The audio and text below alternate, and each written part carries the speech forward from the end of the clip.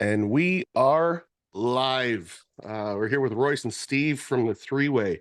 That's super exciting. I'm super happy to have you guys on here. It's yeah, we are going to talk about that. That's for sure. Yeah, well, we're excited to be here.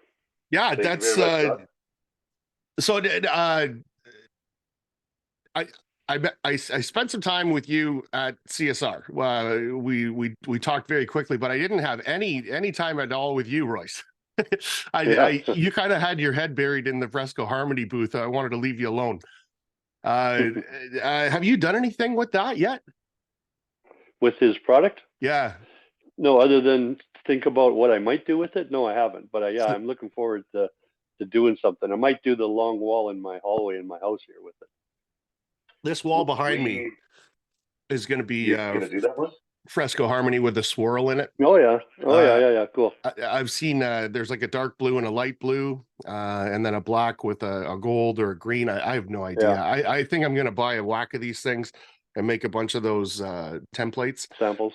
Yeah. and just see what happens with it. But yeah, I was interested to see if anybody's taken off with it yet. Well, where are you guys based, in Toronto?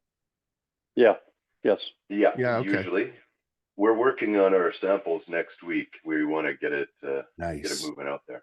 Okay. Yeah, because it's available now, right? With CSR, so that's exciting. Yeah, they just started, I think, last week with it, and Nick is just great. He's going to be here in February again. Yeah, 24th. I think he and I are going to do a podcast early February. Not that there's a whole lot of reach coming from me, but it is just going to be a little bit more push into the. Well, it'll be interesting. Instagram It'll sure scene. be interesting. Yeah. Oh, absolutely. It is an amazing product, isn't it? I was so impressed when I saw that product because I know what's involved in doing Venetia plaster and the expense of it and everything. And that product there is a direct competitor to that kind of finish. And it's at a price where a person could literally go out and just do that and build a business. You could build a business out of that product, no problem. Oh, he has. That's awesome. And Yeah, yeah. it sounds like they're doing real well. Yeah, yeah, yeah. I had Cameron Brown on last week, and he went down there to Albuquerque and kind of learned firsthand from those guys. They took real good care of him too. I guess Nick's wife does a lot of the movie stuff, and she houses the people down there. Cam's like, oh yeah, they gave him like a 4-bedroom place and all this shit to himself. I thought he was at Nick's house. But I didn't know, not at all, right? So that's cool. Venetian plaster is one of those things I wanted to talk to you about. Did you ever get your hands into that, or? No, we didn't. I never took it too far. Just a few jobs, and stuff. But no, I always focused on just perfecting what you can do with drywall. Yeah. What you can do. Yeah. Yeah, like I don't know. It seemed to be in my nature to be fussy. When I was a young kid to get going, I'd end up in these millionaire homes and stuff back then because of the detail I always tried to put in my work. But I found something over the years, and mostly very good skilled labor is not paid; it's exploited. So you really have to get good at what you do, especially in taping. If you're too good, you're going to end up in the fancy homes paid just as much and twice the work. So yeah, there is a certain doing difficult tasks that I've fallen in love with the last couple of years, but it doesn't pay any extra. Yeah. It's fun to do more artistic stuff, but yeah, no, it's hard to capitalize on it. Yeah, absolutely. There we go. I got a work phone, and then I've got my personal phone. I didn't turn the one off. So I see that a lot. I do custom carpentry stuff too with a guy. We'll do big pergolas and kind of fancier stuff with more exotic woods. That stuff tends to pay a little bit better, but that doesn't come back to the drywall industry, right? I've been kind of ranting, let's say, on my Instagram the last maybe year and a half about how there has to be some sort of a separation line of how good are you and what is perfect. The construction life guys say, good enough isn't good enough. But it is over here. If you want somebody to come in at 50 cents and throw mud on the wall and get out, you should have a cost for that. But if you want someone to come in and make it perfect, there should be a cost for that too, and there should be a defining line Yeah, between the two. It would also take someone who actually knew what they were doing Oh, to correct. certify you that way, I because every taper out there is the best one. So to actually have someone that knows how to level a bead and not leave it hollow, and a yep. flat, a butt joint, all these things that aren't going to show up after the fact. Yeah, it's yeah, you'd have to have someone that could judge that, certify that, and say, oh, you're a certified this, or you're, so yeah, you're worth this money. So we don't have any system like that here. Now, back then, was it in Alberta, or was it just everyone back then where you would have an apprentice, you would kind of get certified, and then they would give you your own apprentice? Like, how did that whole thing work? Well, back in the day in Alberta, when you're booming away there, it's just fields and fields of houses being developed. I bet. There was I found that back then, and it's still somewhat true, I suspect, because I know it was a few years ago, it was still kind of true. You have your highest quality of work from there. If you're a cribber, a framer, whatever, you did a better job than what you do in most of Canada. Okay. What's acceptable. And I think part of that was because at that time, back then, banks used to inspect finishes. They mattered. Oh.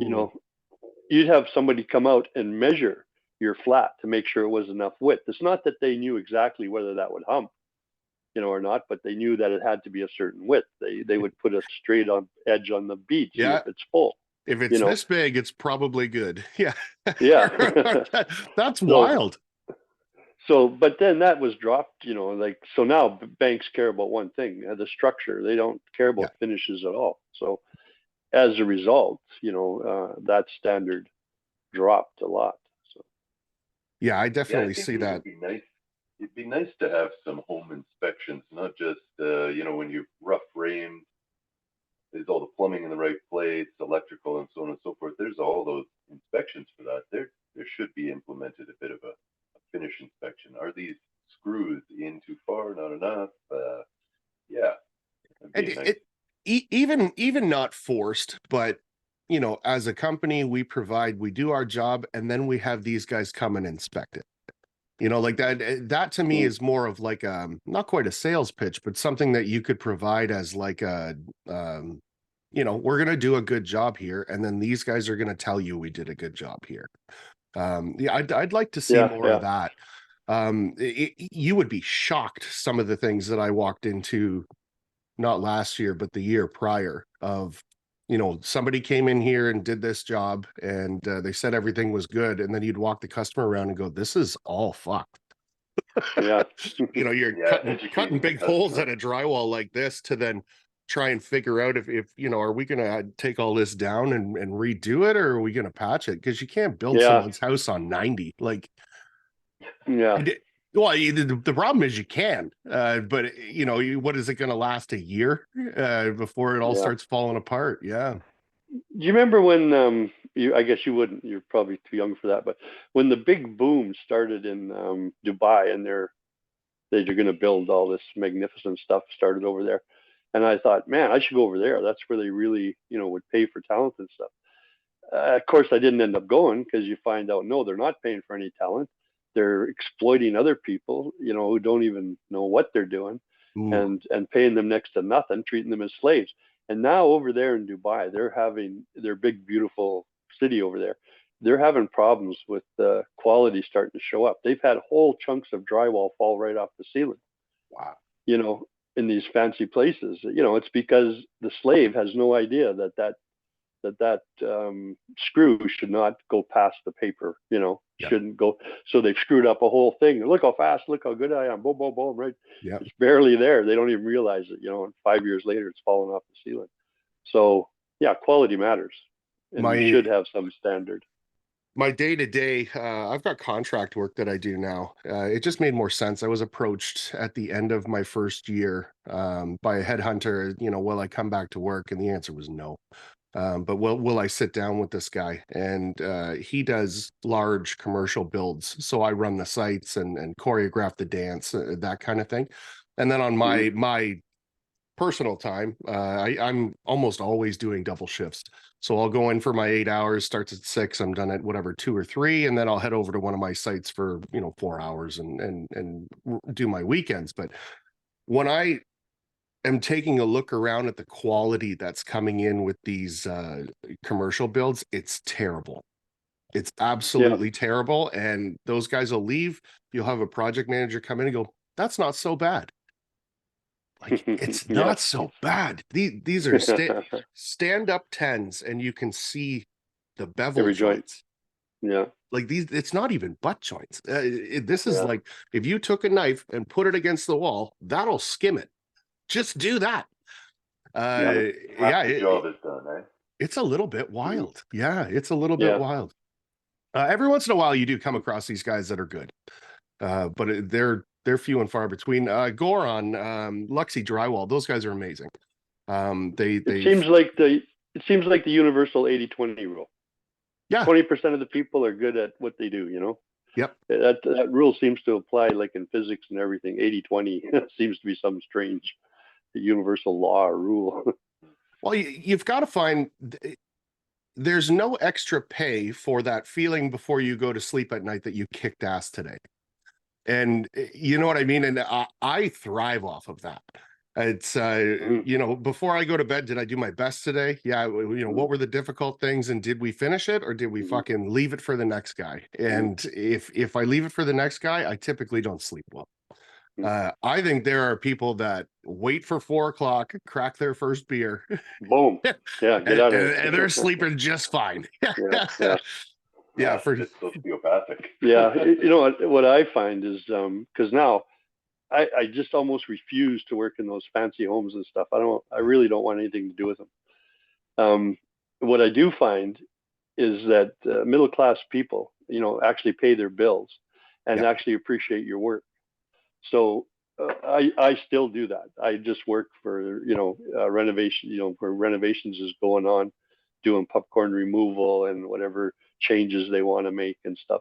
And in the end, people are like, "Oh, thank you so much," and they're getting a better quality and fine, sharp angles and all kinds of stuff going on. They wouldn't even understand, that they've got that kind of work. But I enjoy being able to convert it into that, turn it into that.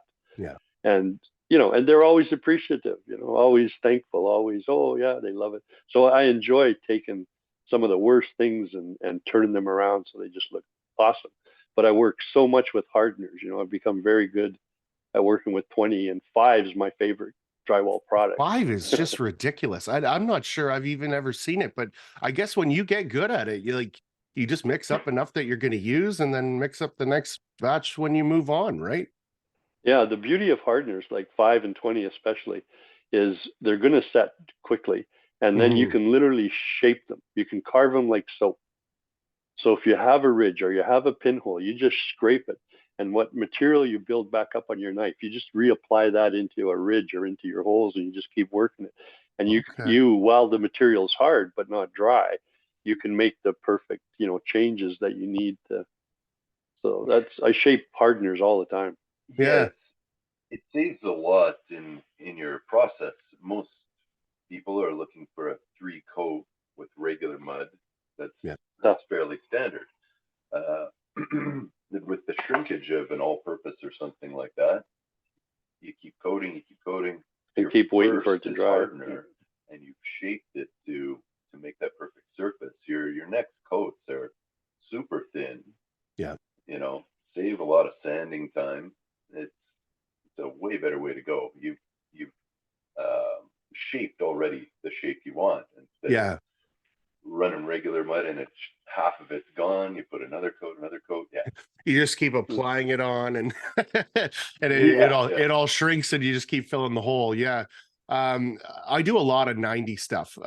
Like when I do my corner beads, it's always trim text now. I don't do no coat at all unless it's an odd angle. I use the real wide stuff with the corner cobra.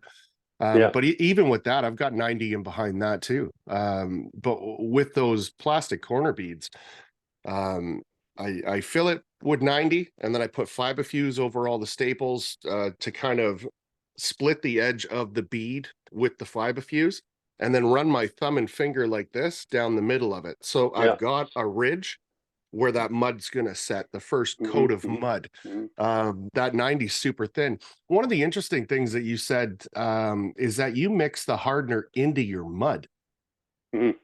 That's I'm absolutely going to try that. Yeah, half and half smooths out really nice. Like even if you want mostly straight 20, you just put a few handfuls of mud in, like say we're mixing up a half a buck or whatever.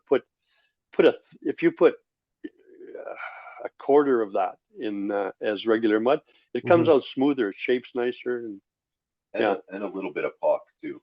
It runs really smooth, easier to sand. Yep. Do that. You mean no POC? Yeah.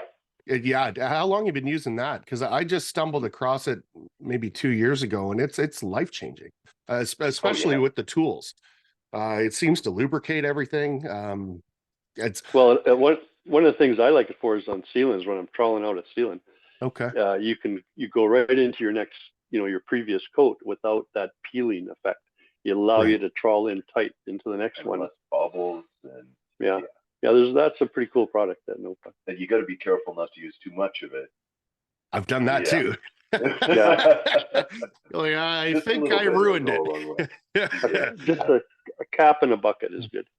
I don't even do a full cap anymore. I do about 3/4, and then I just appreciate that it's there at all, because when you put too much of it in, it feels like you're just making a mess. Well, it can separate too. Even if you're just using straight hardeners like a 20, put a little bit of POC in that. It's easier to carve and sand as well. Oh, no shit. I've never actually used it in hardener, so I don't know. Same. So that I got some homework to do. Another thing I learned too, and I've done this for 40 years, even back when we were in subdivisions, is I single spot nails. Yep. They don't need to be any bigger than a quarter. I noticed that Sean does that too. Oh, you do that too, eh? Yeah, my first coat with my screws, I go around with a screwdriver in my pocket. If they've broken the paper, I pull it, put another screw in above it. What I've started doing now is I smash it through the wall. I don't want to pull it anymore. Then you get that fray shit that comes out. Just send that. So you would have to send it right back tight into the stud, wouldn't you? Yeah, or else you're going to have that movement still. Yep. So send it in, put the next screw above, and then everything gets 90. That first coat of all the screws after they've been checked with the screwdriver, it's all 90, and then I'll come back with my nail spotter. This last one, my uncle came. He's old school and just did it all with the knife, and it turned out great too. But I think that 91st is key. Yes, it is, because that's you go do like a basement, especially in basements. You do it all, looks great, everything. They paint it up. You come back a few weeks later, and they're going, "Did you put the second coat even on these screws?" Yeah. You put hardener in there, and they're going to stay the same, right? So humidity causes it to come in and out. But the one of the main reasons I like the single spotting screw always is, one, I can sand it so quick with a sponge, boom, boom, boom. But I don't hit it with a pull sander. Because when you look down a wall, you see that, you see those runs, and that's what it's from, this. So when you sand that out, you've got 3 different textures showing up. You got the texture of the board, the roughed up board from sanding it, and then the smoothness of that. So it just flashes. So if you go single spot it and just hit it quick with a sponge, takes a second, you never see those screws. Yeah. You won't see those runs. Yeah. Oh, there you go. Yeah, these are the types of things that I think only come with time, right? Where how many sites have you been on? How many houses have you done? And then you can look back to and a go, point. Oh. Yeah, to a point. I wouldn't say it comes with time. It comes with thinking about and caring about that end product. Because you can do, most people have a 6-month apprenticeship that they repeat for 20 years. So they say, I've been taping for 20 years. Yeah, so what? You haven't changed a thing from what you learned or didn't learn, 20 years ago. I think so you have to have the mindset.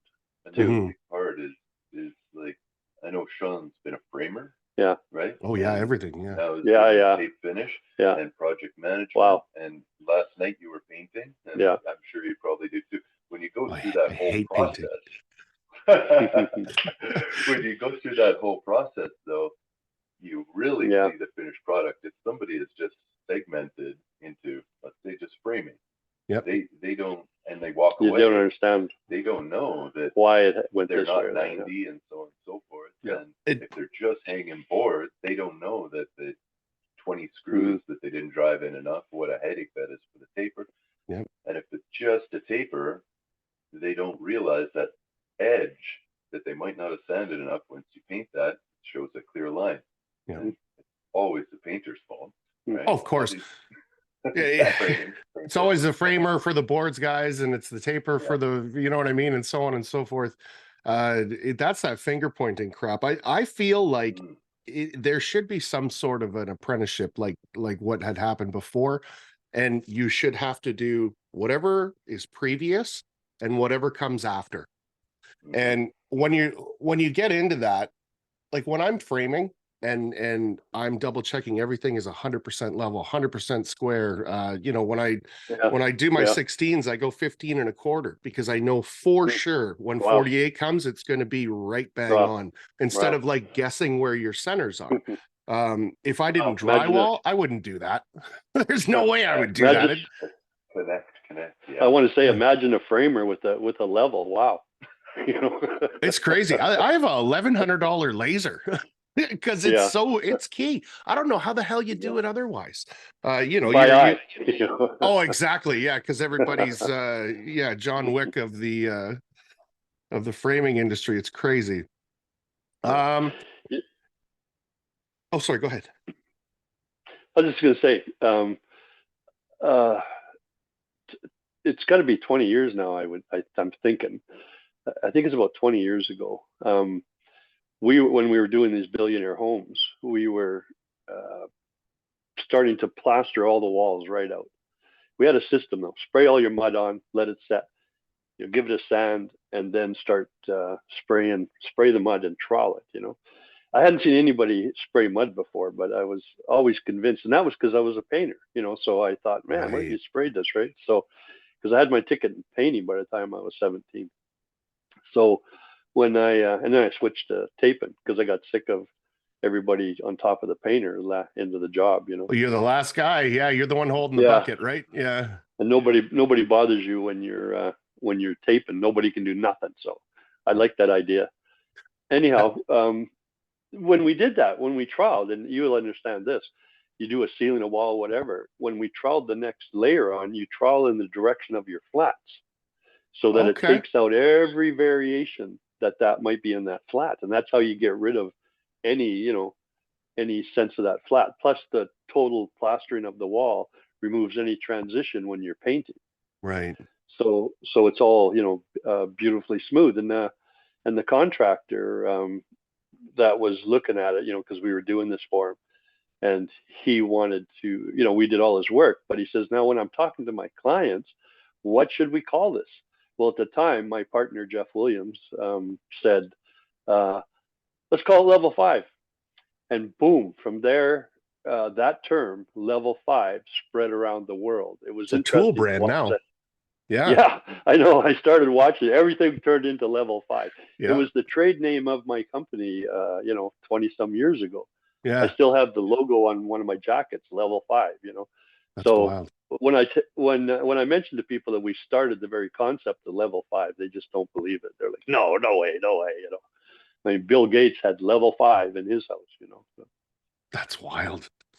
Yeah, it's got to be neat seeing stuff like that where it emerged somewhere. Now everybody knows it like it was just the way that it was when everyone started, right? It's I've never known anything other than it being available. I couldn't imagine someone asking around for it and then not even understanding what it is. They just want it. Yeah. Well, from what we started and what I see now, I don't think very many people understand level 5 from what we started it as, you know, from what it was meant to be. Basically, people skim the walls and call it level 5. You can still see their hump joints and everything, you know. Yeah, they're not correcting anything. They're just putting mud all over the wall. Yeah, just skimming it out quick, and doesn't mean a lot. And I've seen contractors frustrated with that too. They're like, I've had the guy do level 5. Didn't make no difference. It's just a scam. Not all bullshit. But what was funny was one contractor was telling us, yeah, I had these other guys come in to bid this job too. And I asked them, this was in the beginning of that, you know, I asked them, well, what's your level 5 price? And they were, what are you talking about? What's level 5? And he says, I got rid of them right there. He says, what kind of drywall contractor wouldn't know what level 5 is? So Which he is didn't something realize you made nobody. up a few months ago. Yeah, I Yeah, love that's that. right. That's Yeah, amazing. yeah, it was funny. Before we take our first break here, Steve, you started in concrete finishing. Is that right? Wow. Yeah. How did you get into I, that? I was an iron worker when I was 15. Actually, I was Oh shit. CN Okay. train bridges. About 18, I think I was doing concrete finishing in Vancouver. Okay. Uh, So you guys are both leveling from out. out west. Yeah. Yeah. Okay. Leveling out floors. Slabs in condominiums were wild undulation. Yeah, they're It terrible. could have been Yeah. a skate park. Yeah. So, jacking it out and troweling it, filling in all. It's very similar to taping. A lot of trades kind of overlap. Yeah, kind of where I That started up there. that's why I wanted to ask you about it, because I was like, was he forming or was he finishing? And then so obviously, yeah, and that makes a lot of sense because now I would imagine that mud is a lot easier to use than cement, right? Absolutely. Yeah, and the concrete finishing, you're always on your knees. The Yeah. jackhammer is it's heavy work. Yeah. It's wicked strong then. Ceilings is a whole different thing though when you're as Shit. Royce was talking about level 5 and you're spraying out thousands of square feet and then troweling it all day long with your arm like this and then the finish sand. It's Yeah, gotta be tough and have a lot of salt, for sure. Most people just kind of give up. It's too hard. Right? I still walk around on stilts every day, almost for 5 hours a day, troweling above my head. But what keeps my shoulders good is hanging. Just reach up onto a bar and just hang. So I was shocked the first time I tried that. I thought, watching some guys do that, I thought I got to try that because I was watching how good it is for the stretch and all that. Yeah. And I went to get on there, and I thought, I could just hang up there. I couldn't believe it. I lasted like 5-10 seconds. Yeah. And I was like, what the hell?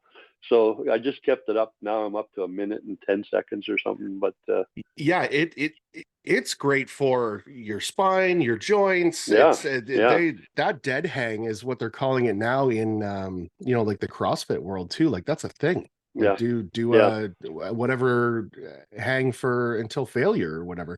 And it's good for you. Yeah, your back must be just jacked after 50 years of doing ceilings.